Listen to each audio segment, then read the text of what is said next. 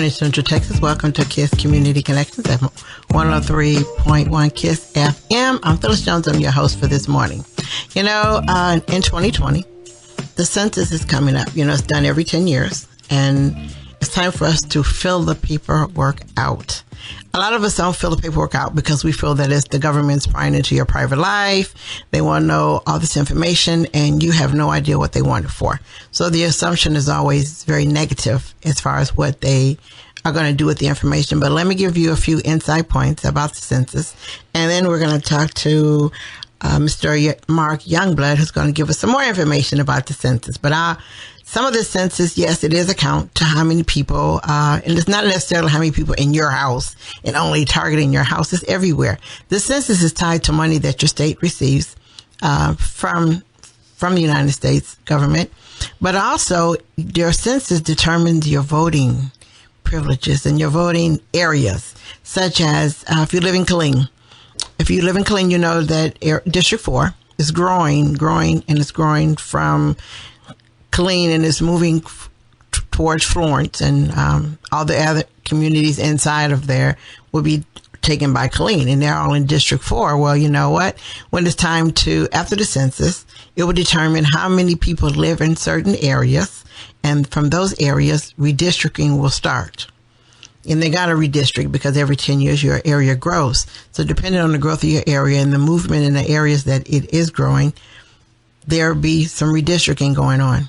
Also, the negative part is there's going to be some gerrymandering. And gerrymandering is when they redistrict to bring in a certain group of people that's needed to vote in this area. So the census, after the census, you're going to hear redistricting. You're going to have to hear that. But when they redistrict, that's when we have to become map readers and politically astute to find out what does redistricting look like, what's going to happen, where the line's going to be drawn, because where the lines are going to be drawn will determine who you'll be voting for in the congressional election, and also in your congressional election, in your Senate elections, and all your elections. But redistricting comes from your census. And then, like I said, the negative word of gerrymandering, you're going to hear that a lot, comes with the census also. It's very important to fill it out. Throwing it away in the trash, no. When the person comes to your door, no. But yes, fill it out, because it's tied to more than just the government knowing how many people in your house and who's in your house. There's the fight about the census right now. The NAACP, to which most of you know, I'm the state education chair, and I'm also the Central Texas area coordinator. We're fighting the part of them requiring you to state that you're a United States citizen on the census. That's prying a little deeper than needs, because whether you're a citizen or not has nothing to do with the census. That's just a nosy question that they want to ask. So you have the NAACP and LULAC fighting to get that out, because whether you're a citizen or not should not be a point of the census. It shouldn't be. It basically should just deal with numbers and, like I said, the redrawing of the district lines. So right now, I'm going to say good morning to Marq Youngblood. Good morning. How you doing? Good morning. I'm doing good. Good. So now you're going to tell us some more information about the census, because you are an employee of the census. Is that correct? Yes, I'm an employee and an advocate of the census. I've done a lot of interviews over the course of 6 weeks, and you are actually you get the award for being the most well versed in regards to the understanding of what the census data is used for. So kudos to you. Thank you. But you are absolutely correct. There has been misconceptions about what census data is used for. All census employees are government employees, and we actually take an oath that we, no matter what the circumstance, even being subpoenaed, we cannot release census data to anyone at all. we could actually get fined, lose our job, and face prison time. So that's how serious this mandated operation by the U.S. Constitution is. It has nothing to do with collecting data just for the government to be nosy and to see if you're paying taxes and all of the other misconceptions. It has nothing to do with that. At the end of the day, what I tell people, the easiest way to understand it is it has to do with money and power. The government uses that data to disperse billions of dollars of government funding to states. And just like you talked about in regards to the redistricting. See, I thought it's early, and I can't talk. And also, it has to do with congressional power as well, because based off of all of our voting and so forth in regards to Senate seats and congressional power, it's based off of population. So that's what's most important too. This is every census is important, but this one they are deeming is one of the most important in history because of just the changes in the geography of the United States, because of years of the recession and in the state of California being more of a difficult state to earn ends meet, and they are thinking that Texas will come out and be shown as more populated than the state of California, and that we will be the leading state in electoral votes and be that state, because everyone knows that when there are political campaigns, they go after California because that state is the state that has the most electoral votes. So they're thinking that if people respond in Texas, that we could take that number one seat in electoral votes, which would be a huge gain and responsibility because we would have a huge impact on our nation's political campaigns and electing our nation's leaders. I have a question, about the census. I know we do the census for everyone, but where does it count when you do the census for the homeless? Where does that count in at? The census for the homes? Homeless.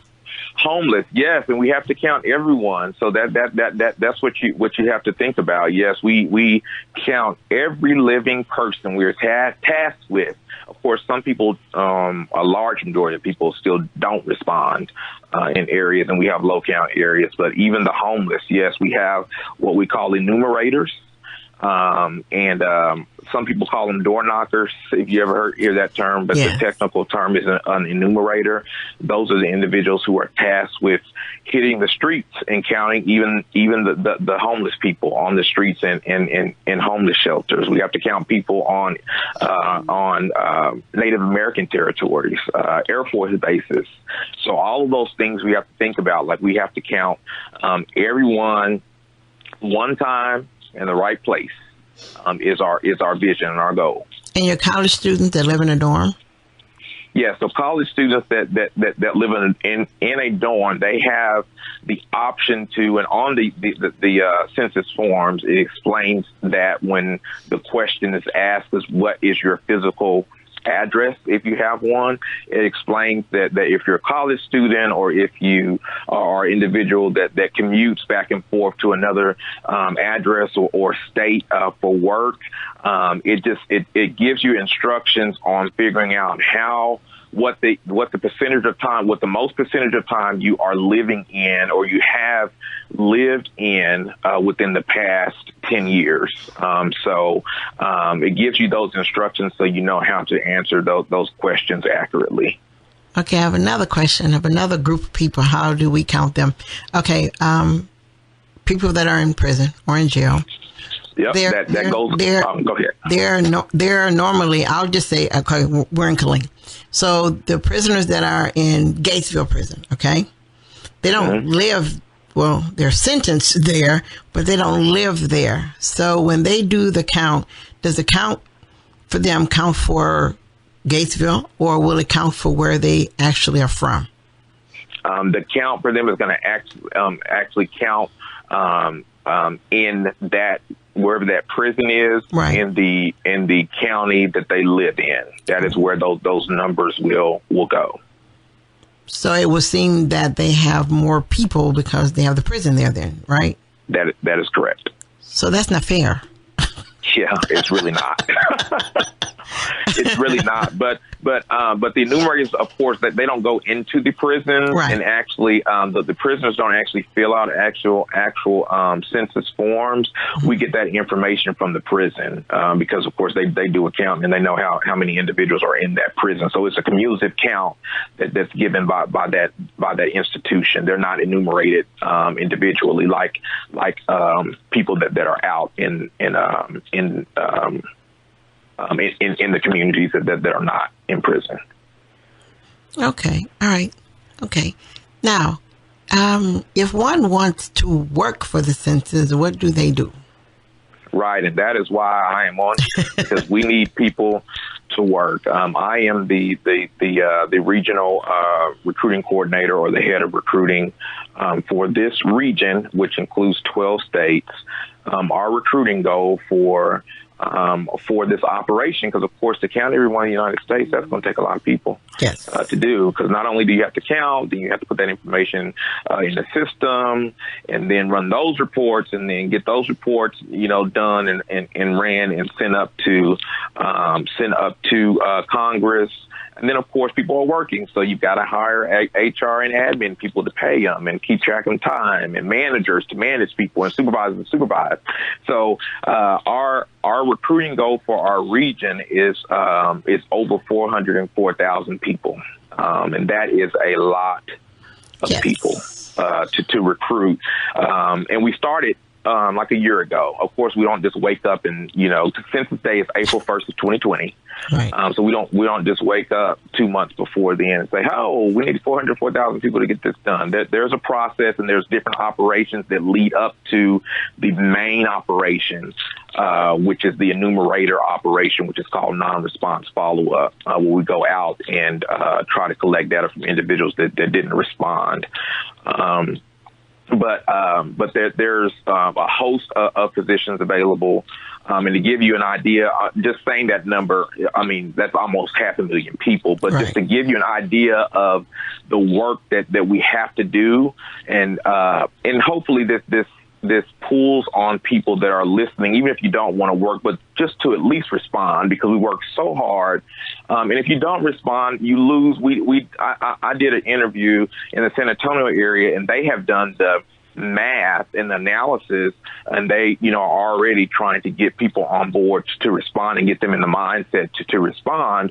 And they calculated and told those residents in those particular counties and areas that station covered, that they calculated that they would lose a little over $1,500 a person that doesn't respond. Wow. And once again, this is government funding for states. So states use this money to fund schools. And then people think, and which is another misconception, is that when you're in the urban areas and these schools they don't have school books and they don't have funding, they think it's because, it's an urban area and they don't want to send funding to those schools. No, it's not true. It's because people don't respond to the census. Just like with anything else, when someone gives you a budget, when the government gives a state's budgets, they have to reconcile those budgets and they have to justify why they sent that funding to areas. So even though the state may know that people live in those communities and that school needs funding, they can't give them funding because the government would say, okay, you're reconciling. The census said that there's so many people here, and you sent the same amount of money as you did with this area that has, 5,000 more people at this school. So that's why those areas don't receive funding, because there's a lot of misconceptions about census, and they don't understand how it affects their communities and their children and their schools and their roads and their highways. So it's important when you don't respond. You're not just affecting you. You're affecting everyone in your community, in those schools, just like I said, in hospitals and law enforcement. That funding is used for so many things. And it has nothing to do with raising taxes or anything negative. It's all collecting data to improve communities and to redistrict this, just as you talked about, and to make sure that everyone is getting all the states are getting their fair voice in regards to the voting process. Okay, so what do we do if we want to work? So if you want to work for the census, you can apply on 2020census.gov/jobs. That's 2020census/jobs, plural, JOBS. 2020 census, .gov/jobs, JOBS. Okay. Also, for this, do you all come out and do training, or how does that work? Oh, absolutely. So we train everyone that we bring on. So there is a selection process. So if you apply, and all of our hiring is geography based. So right. We hire people in the communities to work in the communities that they live in. And the training will be done somewhere around that area as well. So everyone goes through training. They call, a lot of the training is called just-in-time training, so they understand what they're doing, know how to utilize the tools that they are given to collect data, so that they can turn that information over to their area census office. Okay, so is there people per area or per city? It's per county. Per county. So okay. we do all of our selections, and all of our recruiting goals are like I said, geography based and based off the county. Pay is too. Because that's probably another question that you're probably going to ask me. Everyone wants to know, of course, which is a good question. How much am I going to get paid if I decide to do this? So and that's another misconception too, that people have thought. That's what I've ran into. Oh, I thought, when I've done this in the past, in 2000 when they were advertising these opportunities, I thought that it was volunteer work. Ooh. No, you're paid. You're paid. These are paid opportunities. All of our pay is based off of the current full-time living wage in the county that an individual lives in. So the pay rates do change from county to county. Right. But what they did was they took whatever that full-time living wage is, whatever that average was, in that area where people, are making a decent wage, right. and able to pay their bills on time, and so forth. Even though you're not working full-time, that means that you actually get full-time pay because you're getting the current living wage in the county you live in. Okay. That's interesting to know. Yes.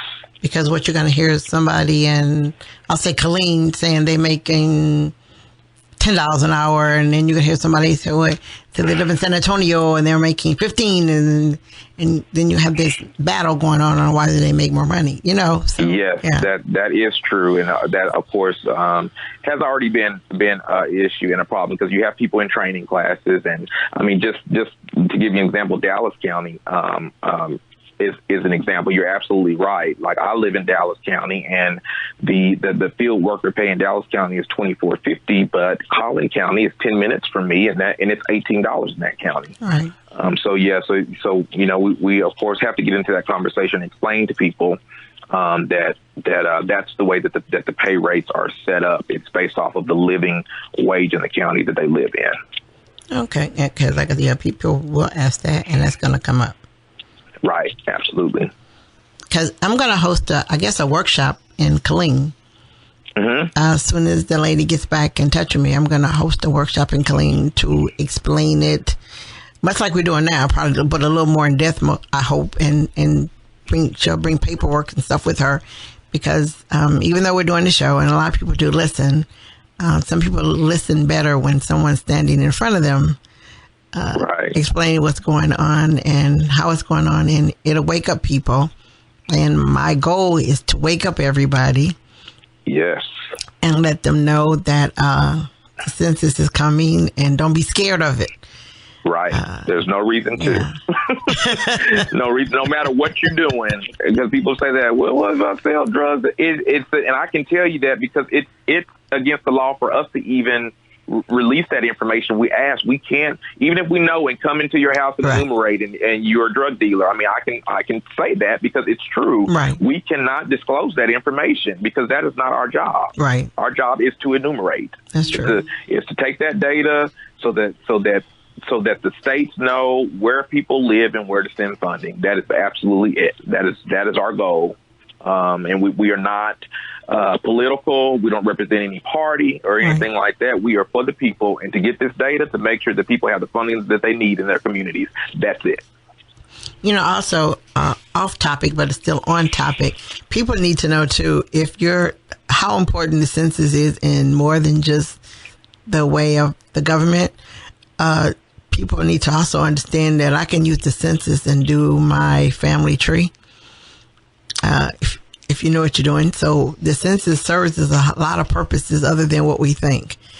Right. People have done their genealogy chart through the census because it's there and you can utilize it to do that as another tool. And it's just another tool that people should know they can use also to make you know that the census is more important and it serves other ways other than you think it does.